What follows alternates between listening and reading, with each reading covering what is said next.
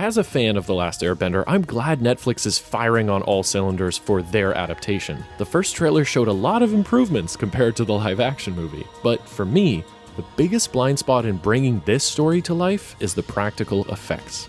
So here are my ideas on how Netflix's Avatar would benefit from old-school filmmaking. For the Fire Nation, let's see more interaction between the fire and the fighter. An easy method to visualize that is producing smoke out of thin air. Vsauce broke down this old magician's trick using a matchbox strip and mug.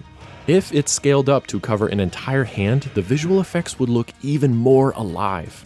Seeing real smoke follow finger movement also demonstrates how fire comes from within the fighter, which is an important plot point.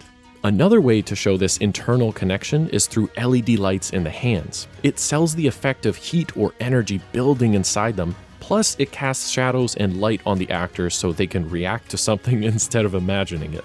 This saves time in editing, enhances the performances, and helps suspension of disbelief, especially during powerful scenes like entering the Avatar state.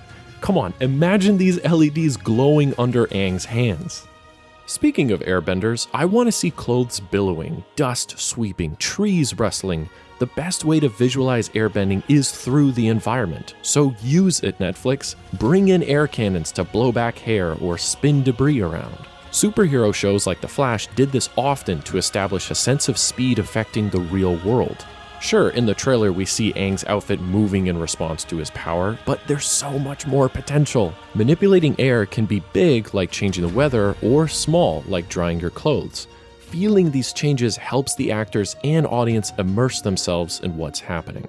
For waterbenders, more imagination is required, but that's never stopped filmmakers before. There's a great method to cheat underwater scenes called dry for wet, using light, shadow, and choreography to capture the atmosphere of an aquatic environment. I'd love to see this technique in the show.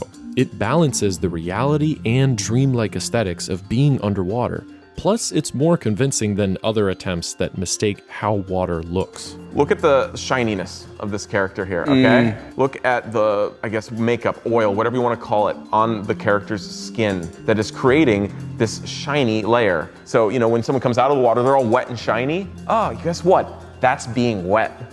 But when you're in the water, covered and surrounded by that water, you are no longer wet because you are not shiny. Small details like seeing skin get wet from manipulating liquid would be cool too, which leads me to the final nation.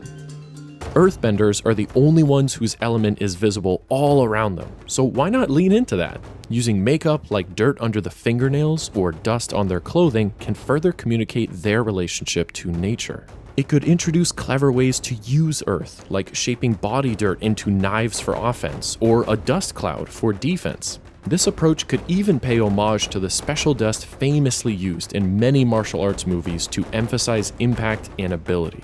Lastly, makeup goes a long way in marrying a character to their climate. Dune does it perfectly, with spice and sand swirling around Paul as he blinks it away. Or when he's stuck in the desert, overheating, we see him sweating with chapped lips. These details aren't a distraction. They enable me to immerse myself in the story. If Netflix can capture that sense of movie magic, it might help their show become as timeless as the original.